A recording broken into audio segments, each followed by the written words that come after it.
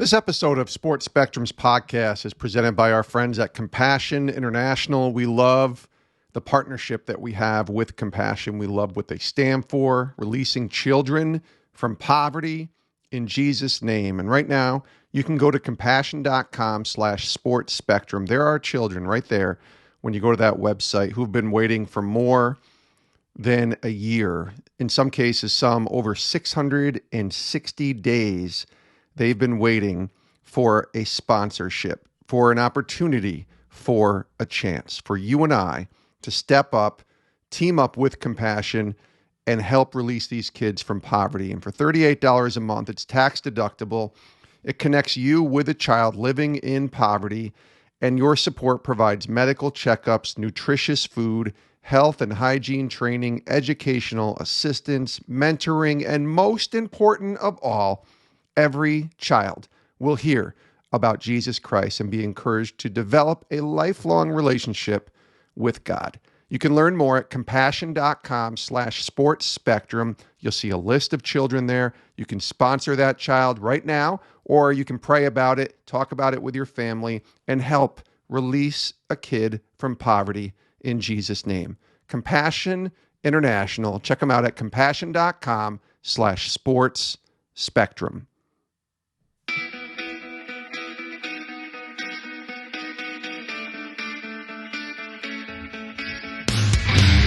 This is Sports Spectrum, the intersection of sports and faith, where we bring Jesus back into the conversation. Here's your host, Jason Romano.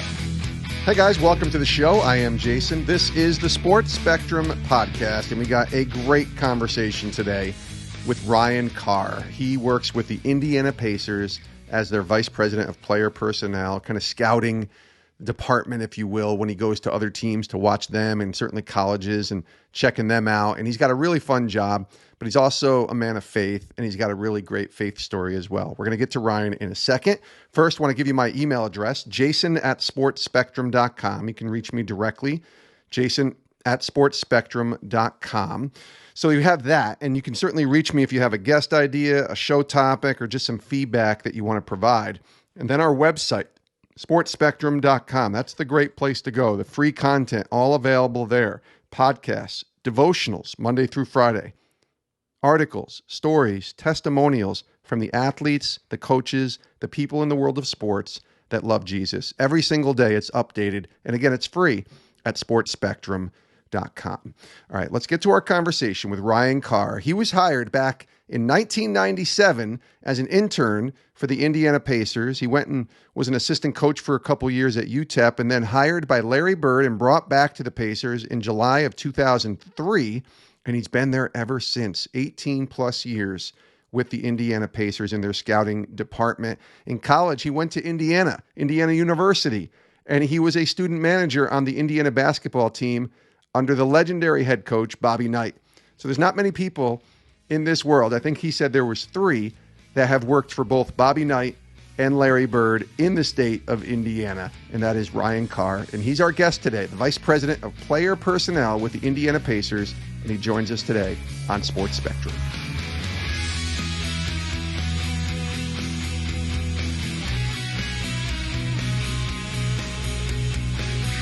Ryan Carr, welcome to Sports Spectrum, buddy. How you doing?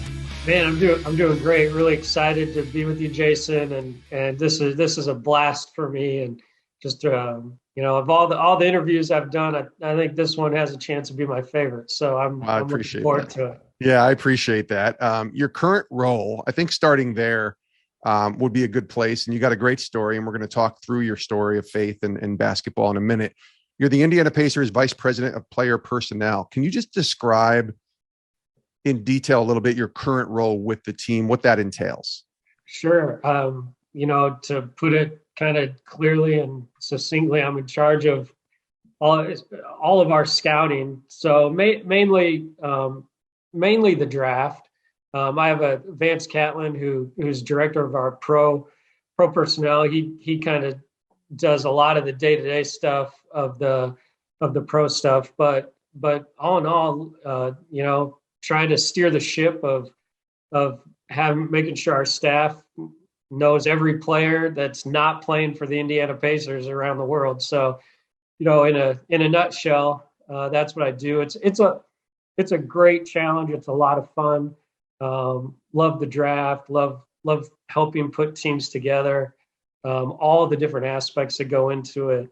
All the different areas that we have to cover, and on top of them, the players being great basketball players, but just a lot of fun. And I've been, obviously, I'll throw the word blessed, but that doesn't really do it justice. To be able to be trusted to do this, and by the people who have trusted me to do it. Yeah. How did you initially come to be with the Pacers? You've been there a long time. You've been there since 2003. You actually were an intern there in '97. How did all that come about? Yeah. So when I got out of college at Indiana, I had been a manager for Coach Knight there. I actually had thought that I got a graduate assistant job at University of Oklahoma when Kelvin Sampson was coaching there. It fell through at the end. And so I ended up coming back to Indiana.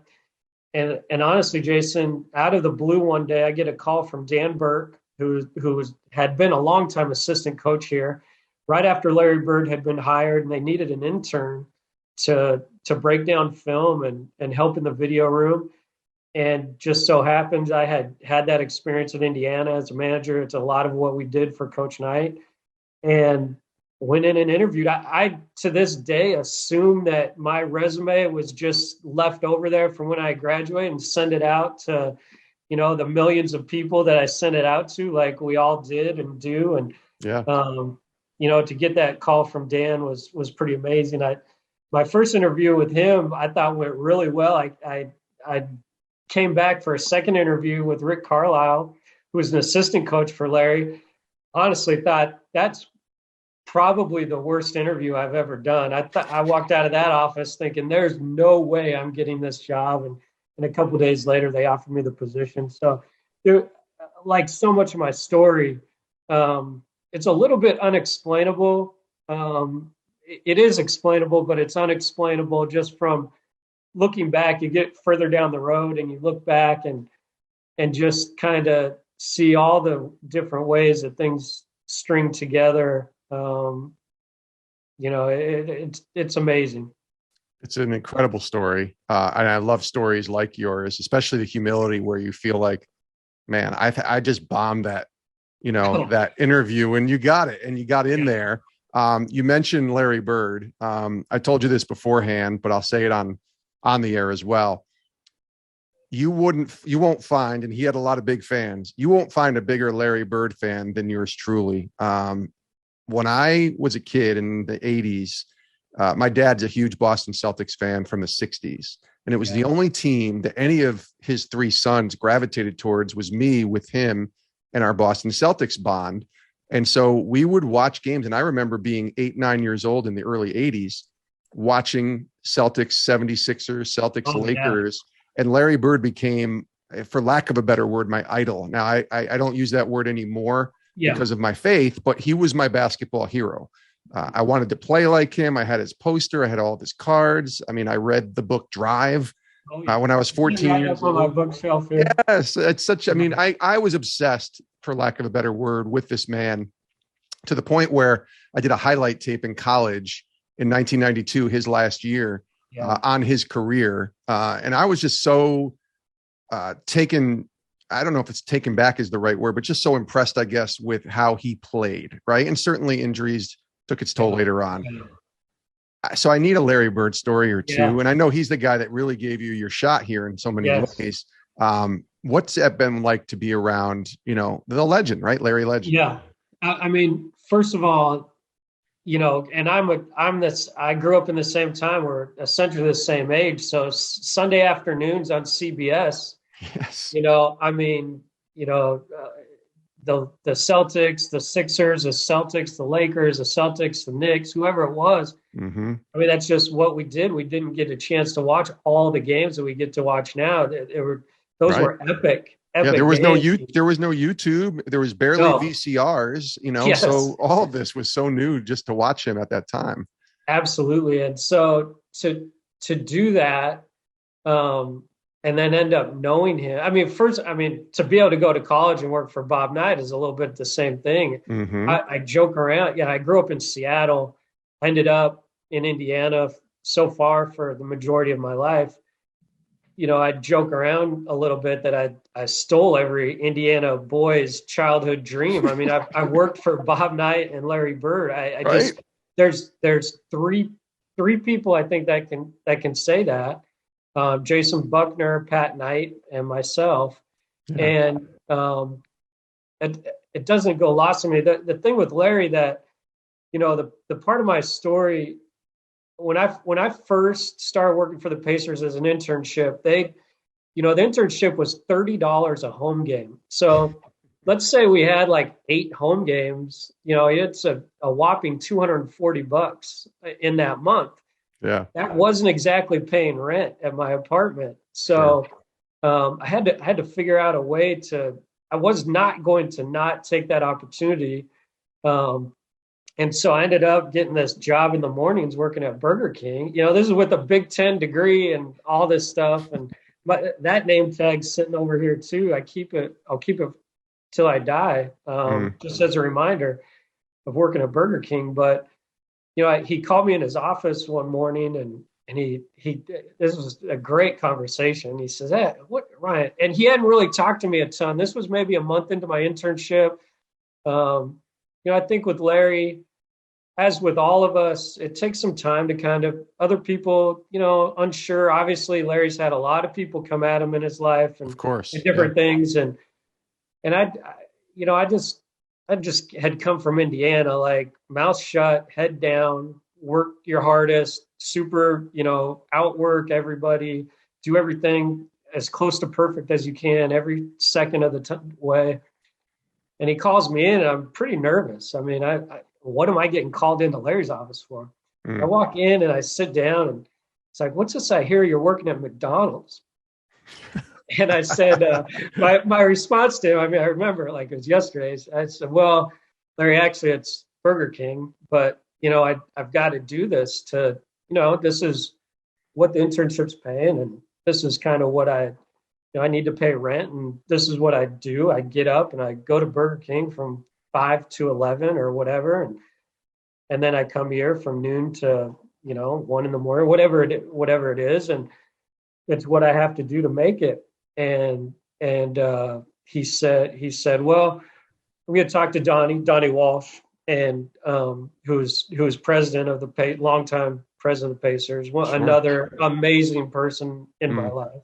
Yeah. And I'm going to, you know, I'll talk to him and we'll get that settled out. We can't have you on 4 hours of sleep a night. You know, we need you to be able to do a good job for us." And he ended up paying me minimum wage for, you know, 40 hours a week, and I was working 110, and Yeah. it was the best. Like it was, and I think, you know, knowing Larry's background, I've never asked him about it.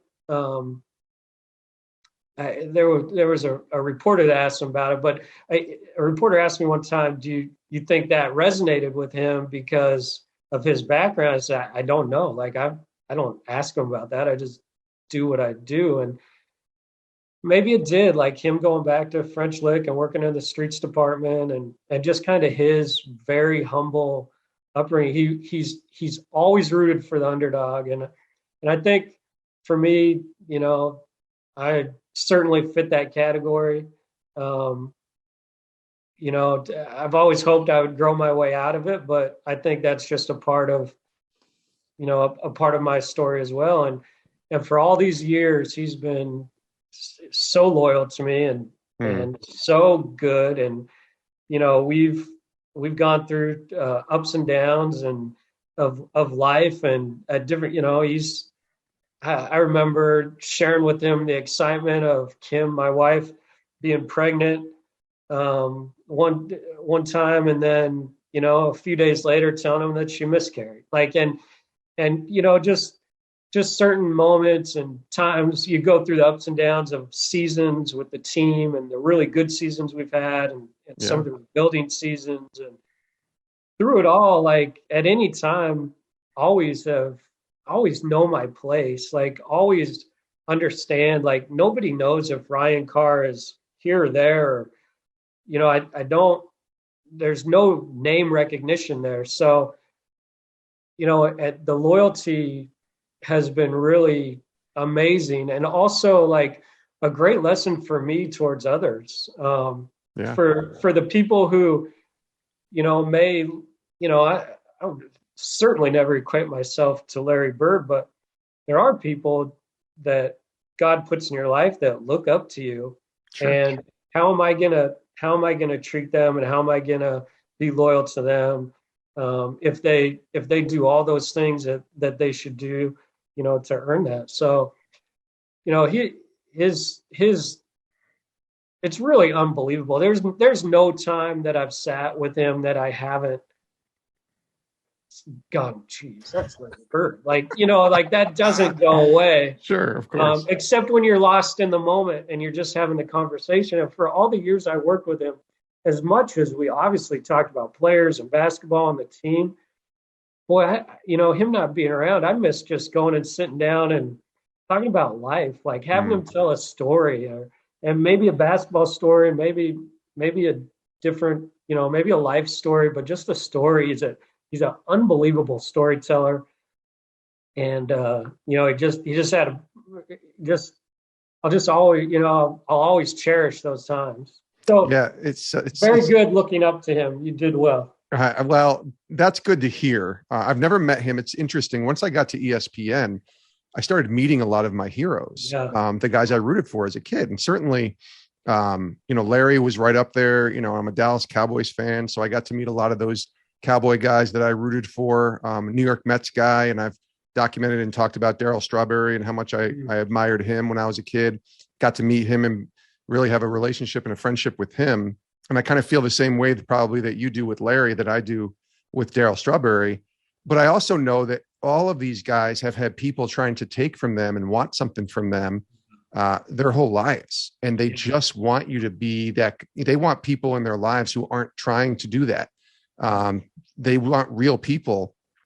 And as I grew older, especially during my time at ESPN, working for some of the people that I watched and admired on TV, like Mike and Mike, I think I understood that they're just people who have the same issues you and I do. And they don't want to always be known as the great this or the legend that or the Hall of Fame this. They just want to be people. And the more you act like they're just people, I think the more they appreciate you. That was my experience. Now, again, I haven't met Larry.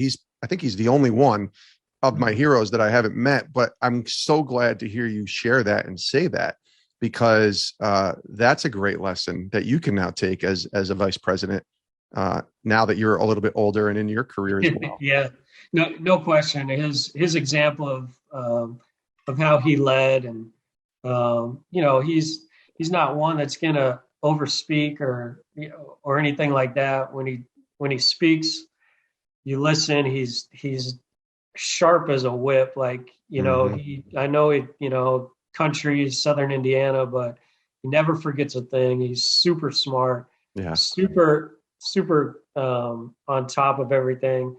And he's a, no question, lives up to it all. We're so glad to have Ryan Carr here on Sports Spectrum, Indiana Pacers Vice President of Player Personnel. You know why you're on this show. Yeah, it could be to talk about Larry Bird for hours, but we intersect the conversation here with faith. That's the uniqueness of what we get to do here at Sports Spectrum. And I know your story isn't your conventional one. You were introduced to God at an early age, but didn't really go deep in your walk until college, right? Even past that, yeah. Jason, like my walk with faith is really interesting. God had placed so many different people throughout my life who were just great, who were really good Christians. It started with two of my grandmothers. We didn't go to church growing up, but how great are grandmas? Now that I think back, I mean, the best. Anytime I'd go and my brothers would go sleep over at grandma's on the weekend, like we were going to church. She had both of them had the Bibles open. We were, they were going out of their way to make sure that we heard the word and got some piece of it. It continued on. My best friend in high school was is still a really good Christian guy. Kyle would take me we'd go to Young Life and all this stuff, and I'd always tag along, and I enjoyed it. Just, I just never really, I was a good kid. I was getting great grades and all the stuff. I just, never really jumped into it. In the summers during college, there's a great basketball camps, NBC camps based out of Spokane, who there's like 10,000 kids a summer go through, and it's founder Fred Kroll based it on a Christian message. I went there as a kid. I ended up during the summers in college going back and working there, and Fred had taken an interest in me and spent a lot of time with me. There was all these seeds being planted that, maybe, weren't really maybe for that time, or I'm sure God would have been super happy with me if I would have taken it up at the time. But it was really interesting. It wasn't, I'd gone to Indiana. I had worked for the Pacers a couple of years. I had gone and coached at UTEP, and then had a chance to come back to scout with the Pacers. And my real, the moment came. I was on a scouting trip, and on the scouting trip, it was right before I turned 30. So 17 years ago. And I was, North Carolina growing up that was my favorite school. Indiana was my parents' favorite school. I ended up going to college there, but North Carolina was always my favorite. I was so pumped I was going to get to go to a game at the Dean Dome. And I mean, this was like, Yankee Stadium for a New Yorker or whatever. I just was so excited to go. And I walked into the Dean Dome. They were playing Florida State. I won't forget this. And I sat down, and I got there a little bit early, and I sat down. I just felt this hole. It was just, I don't know. And I started kind of sweating a little bit and feeling something. I was like, man, this doesn't make a lot of sense. There was all the coolness that I thought I'd feel just didn't happen. And so I'd scout the game. I did that. I think I had one more game on that trip, and I got home, and my wife still jokes me about this. I came through the door when I got home, and I just told her, I was like, we got to find a church.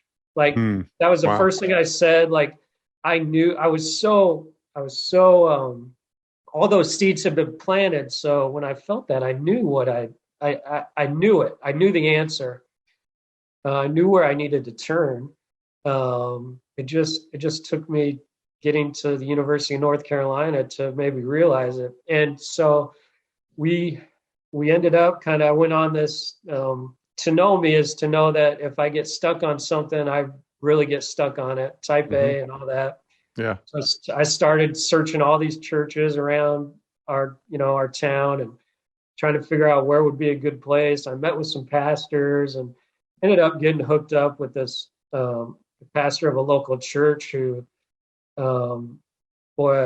Dave Rodriguez, who ended up being a mentor to me still is really. He retired last year, but man, just poured God's word into me for years and years and years and years.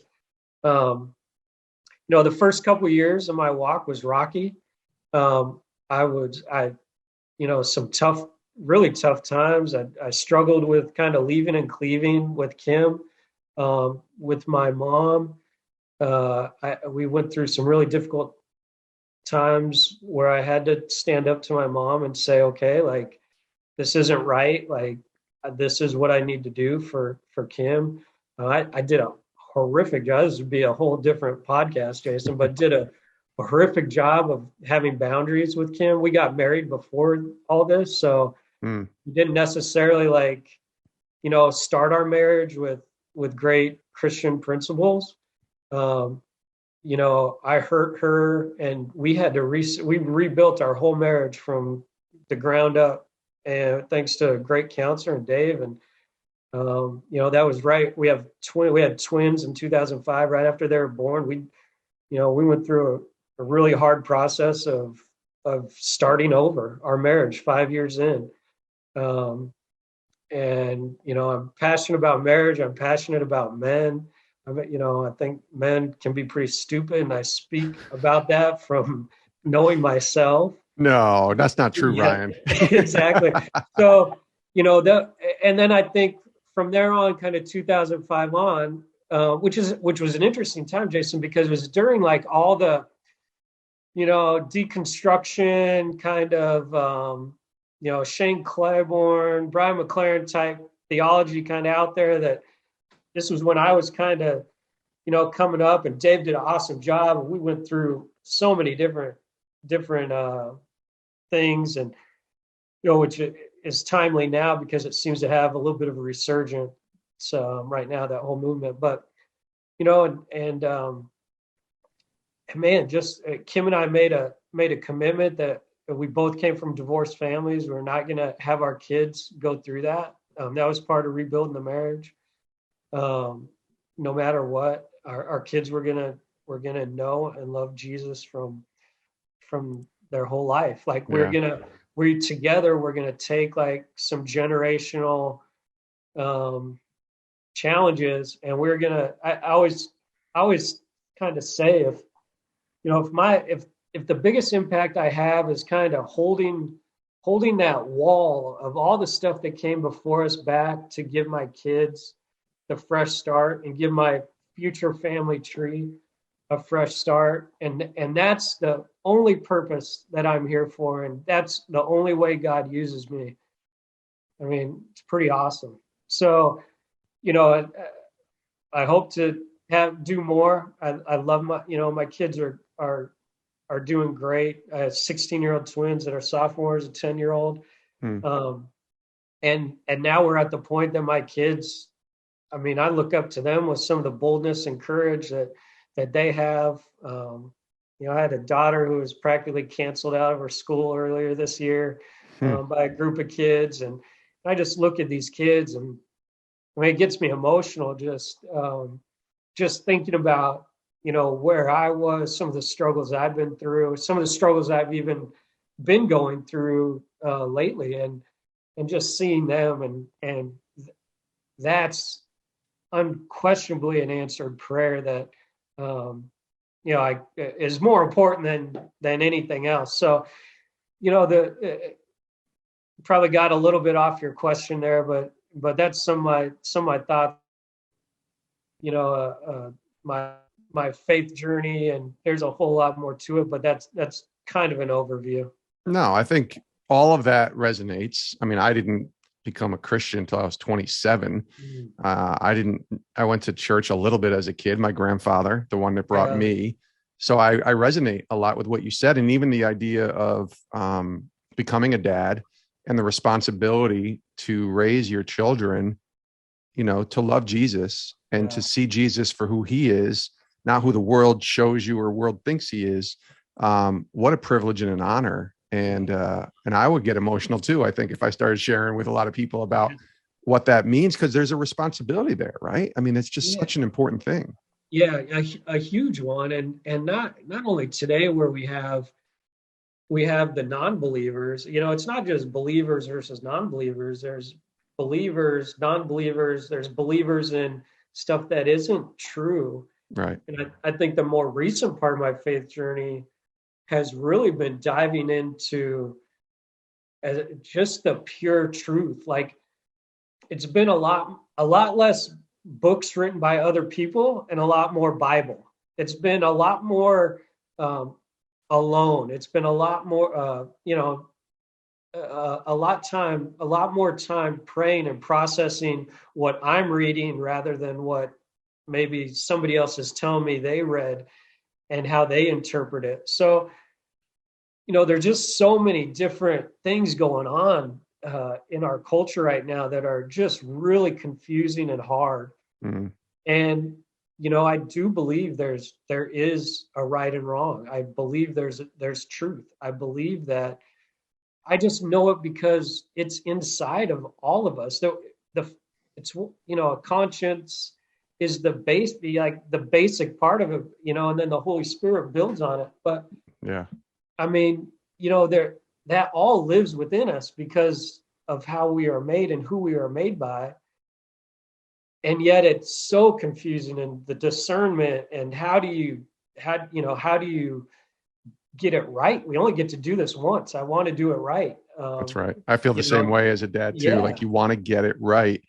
I only have one child. You have three. But I do feel that heaviness sometimes. Like, I feel like I have to get it right for her, Yes. but I also have to get it right for myself. Yes. And, because you only get one shot, I wish there was a way that we could say, there's a second chance after you die, or there's this moment, but there's not. Like you talked about truth. God makes it pretty clear that once we're gone, we're only going one of two places. That's it. Yeah, and I wish it wasn't true, because we don't like talking about that, but it's the truth. It's what the word says. Hey, I mean, it just is. And it doesn't, it's funny, like, it's not funny, but I had this, and our pastor said this recently, and it really resonated, and something maybe I wish I would have understood earlier. It doesn't matter what I think the Bible says or what I wish the Bible said. It only matters what it says. Right. Is it true or is it not? Yeah. And I know that naturally, like, because of our sin nature, none of us want to live under authority. I mean, I want to go to work and I want to do what I want to do. I want to, in the draft, like, sometimes, like, maybe I have a different idea, but I live under authority. I work under authority. I need to respect that authority. Of course. I mean, this is the authority. Like, do I wish? I wish I could do a lot of things, but it says I shouldn't, and I can't. And by the way, it's backed up, like, so well, that it's the right way. It's the way that would solve so many problems. And I know, people can all say they're hurt by Christians, and we're all hurt by each other. Like, you and I believe the same thing. And if we spend enough time together, at some point, I'm going to hurt you. I know that. Yeah. Same here. And that's terrible. It's terrible. It just, I just know that, we only get one chance, and selfishly want to end up on the right side of it, but also it just in your soul, that it's the way that we were meant to be, the way that it should be, where everybody is loved and accepted and all this. And, we're abiding in an orderly, way. Well, let me ask you this, because I think it's interesting, Ryan, when you're talking about Christians hurting other people. We do that, and we're just human. Humans hurt people. I've heard that said many times. But that's what, I think somebody says that the greatest case for atheism is Christians who, proclaim his name with their mouth, but then don't walk it out or hurt other humans when they live their day to day. And a question I get quite a bit, I got it a lot when I was at ESPN, was, what is it like to try and live your faith out in the workplace, where you have people who might be hostile towards, Christianity, not towards the person, but Christianity. They might have been hurt in their life by a Christian. They might have been hurt by a religion, by a church, or they just have a belief system that's different. But you still have to cohabitate, and you have to work together with them, and you want to be the light of Christ wherever you go. What's that like for you, as a guy who's probably working with a lot of different people, right? As a scout and as a player personnel guy, you're talking to a lot of teams, a lot of coaches, a lot of different people. What's that look like for you to be an ambassador, if you will, for Christ in your role? Man, that's a great question.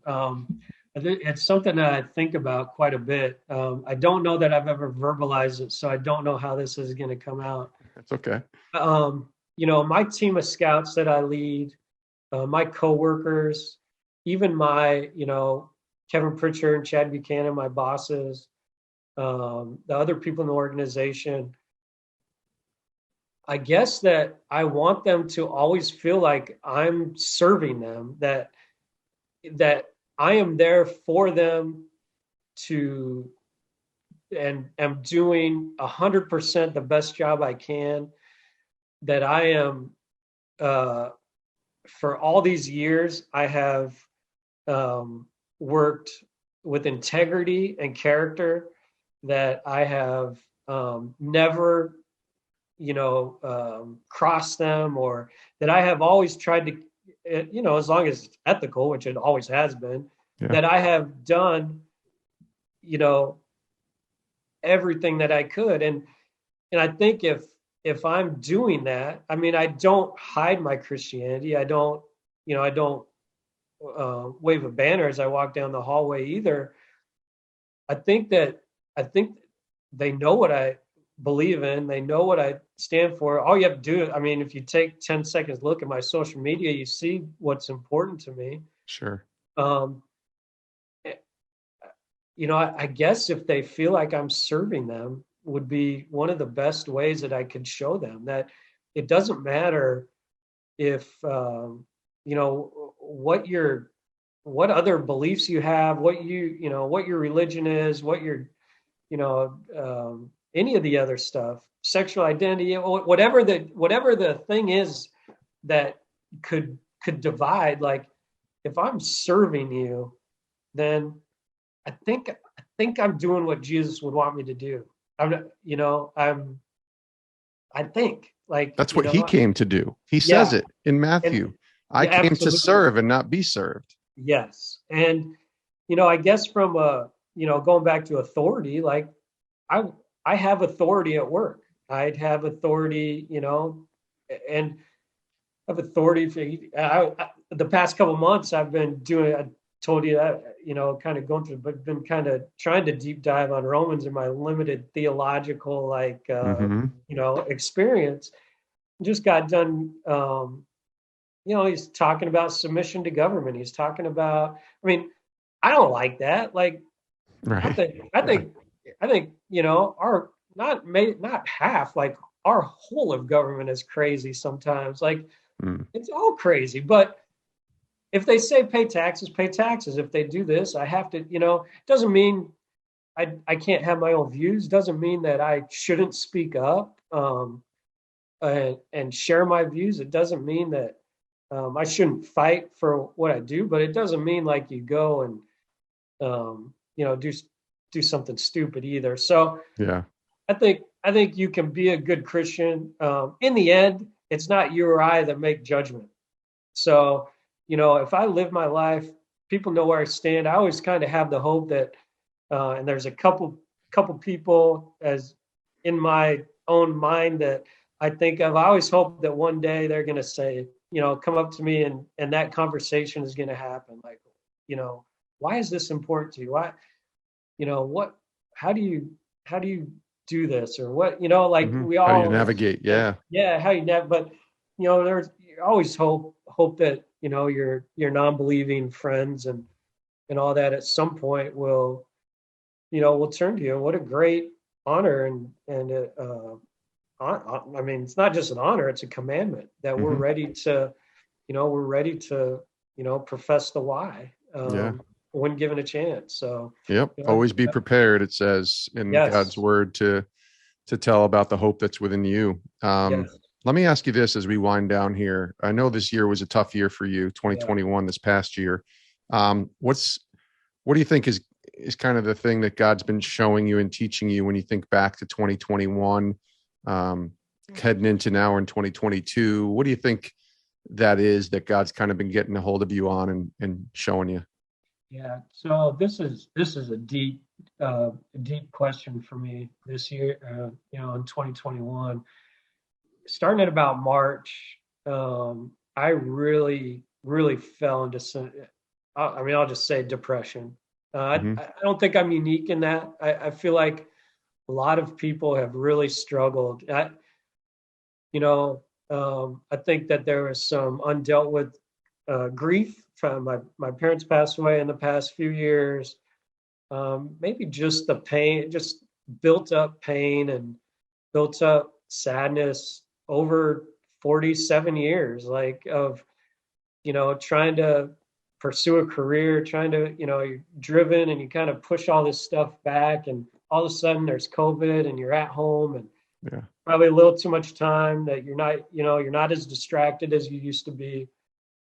And it was, March starting March was really, really difficult. And it kind of came at once. It came from nowhere. Again, back to kind of my, my surrender story. Um, you know, lucky I knew where to turn, and this this was desperation. This was this was pretty deep. So, you know, as I've worked through it, it's been a lot of on my own. A lot of, I think, time that I needed to pull closer to God. Mm. I'm not going to say, there's huge answered prayers in terms of like, I hear something, but over time, and you probably, I think some of it too was, like when your daughter, my twins hit 16 this year. Like it seemed like Yes. they're kind of little kids up until they start driving a car. Yeah, that's And exactly right, Ryan. My daughter's 17 now, going to be yeah, 18, and she's on her own. Like she drove to school this morning in the snow, and it was like, yeah, okay, she's on her own. I'm here to yeah, help. But yeah, it's something changes. yeah. And you just, I felt like time has been like fast forward, and now I find myself where I am, and it just, there were just a lot of. I just think I had to dive way deeper, and as I'm, months into this, and the depression has subsided. I still have some anxiety about it, but there's, definitely improvement. Just a few things, like a few things stuck out. I'll leave it with this. And I also, before we leave, just want to say, like, I know you have a lot of really high profile people on this show, and I'm honored to follow in their footsteps and the ones that'll come after me. Mm. I'm not high profile. I'm certainly reachable. So I want to make sure, like, if any of this stuff resonates with anybody, like, before we get off, give my email address, like, reach out. Like, I want to be a resource. I'm not untouchable. I'm just like, trust me, like, Yeah. nobody knows who I am when I walk down the street. So it's great. Like, if I could be a resource, I want to be that. But a couple of things that I think I've really learned this year. Number one, in John 11, and Jesus is comforting Mary and Martha, and they're so sad. I mean, they're so sad. Lazarus has died. Jesus like hangs out on purpose, doesn't come back to town. And so some things really resonated, and Jesus got angry. Jesus was deeply troubled. Jesus wept. And somewhere along this kind of journey this past year, one night I was laying in bed and I thought, you know what, like all these feelings we have, it's just the most minor amount of all that Jesus has felt. Like if it's love that we feel, he feels it infinitely more. Yeah. If it's depression, he has felt it infinitely more. He has wept. Knows. Yeah. He has sweat blood. I haven't ever felt that bad. I mean, so I think that one of the things was that just the realization that Jesus didn't just come hang out and like not live the human experience. Jesus lived it and then infinitely more, and felt it infinitely more. So when he wept, like whether it was because he was just grieving with Mary and Martha before he raised Lazarus, or I don't know exactly why. Whatever he was feeling that made him weep was way more than what makes me weep. And it just helped me knowing that, coming to the realization that he went through everything that we have gone through and way more. And, Yeah. and, so that's one thing. The other thing that I've been praying for, and it says it twice in Romans, rejoice in our confident hope.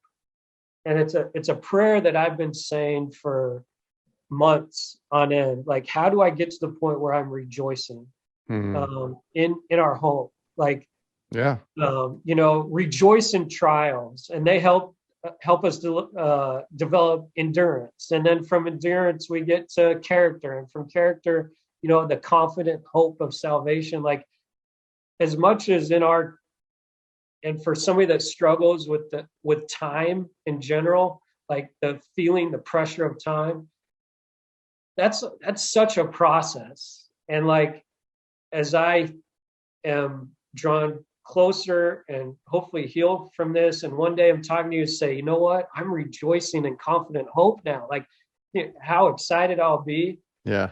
That whole process has to play out. Like, you can't skip from one to the other. And it's like anything else, I have to do the work to get there. You don't just get endurance. Like, I'm out of shape right now. I can't go just run. I can't go run a marathon. Like, I have to build up the endurance and the character and so those are a couple things that, this past year, through some really down days. And again, like, there's been some amazing people that don't even know me, but like, I've found social media wise, I've reached out to that have, and some people I know that have loved into me, tremendously through this. But again, like, if I can ever be a resource, I am not a pastor, I'm not a theologian, but I'm a regular dude that, has gone through a lot of stuff that if I can help people with, I want to. That's good. Well, I appreciate you sharing that. Here's what we'll do. We'll have those listening. If they want to get in touch with Ryan, hit him up on Twitter. Okay. People, I give out my email address at the front of every interview. So if they want to reach me, I can put them in touch with you. But yeah, I love that you're accessible. I love that you were willing to do this interview. And I love when you reached out, you weren't looking to be on the interview. You were just looking to reach out to me, and we were going to build a relationship and a friendship. And I'm the one that insinuated the idea of having you on, just because I thought you have a really unique job. But the more I've talked to you, you have a really unique and interesting and important story to share as well. So Ryan, thanks for being here. Thanks for being on the show, and all the best to you. Hopefully, I told you, my daughter's probably going to college out in the state that you live in. So hopefully I'll be coming out there quite a bit and be able to hang out with you a little bit in person. I hope so. And we'll take good care of her out here. I promise. You got it. Thanks, Ryan. Thank you. And many thanks to Ryan Carr for being our guest today on Sports Spectrum. I love talking to him. I said to somebody, he might be the closest that I ever get to Larry Bird. And I don't mean get to Larry Bird, but like somebody that knows him, because he's my sports hero. I've since moved on, obviously, as an adult now. I'm not the crazy person that I was when I was 16 who loved that guy. But Ryan, what a great Larry Bird story, by the way, just serving and how Larry really gave him a shot and a chance to build a career with the Pacers. But I love Ryan's faith story even more than anything that has to do with basketball or the Pacers or Larry Bird, because that's the real meat of what I want this show to be, is not just the sports part. That's what hooks people in. That's what hooks me in, quite honestly. But it's about Jesus, and it's about truth, and it's about living a life of faith in God and trying to pursue that faith every single day. And I could sense that with Ryan. He's got such a humble spirit. He's got a real humble spirit about himself. I mean, he kept telling me, I'm nobody. If you don't want to do this, you don't have to, and I was like, Ryan, you don't have to worry about that. I'm inviting you on my show. Let's have a conversation. And he's just such a good dude. I'm looking forward to hopefully meeting him in person at some point soon, hopefully, if I get out to Indiana. It all depends on God's plan, but I'm sure that we'll get to hang out together soon, hopefully. And I loved what he said about rejoicing in confident hope. And that's my hope for you today as you listen to this show, that you'll rejoice in the confident hope of Jesus in your life. So we appreciate Ryan. We thank you for tuning in as well. Before we let you go, make sure you go check out sportspectrum.com. That's our website. Every day, free content updated right there. You can listen to this podcast on sportspectrum.com as well. And it's great content, great resources to be able to share with those in your life. And if you know someone who has a similar story, or maybe they're a big NBA fan, or just somebody who's going through it, as Ryan mentioned, man, share this podcast with them and let them know that you heard Ryan's story here on Sports Spectrum. So check out the website and then tune in next time for another edition of Sports Spectrum's podcast. Have a great rest of your day. Stay safe. Stay connected to that vine, that Jesus vine, and we'll see you next time. Love you guys.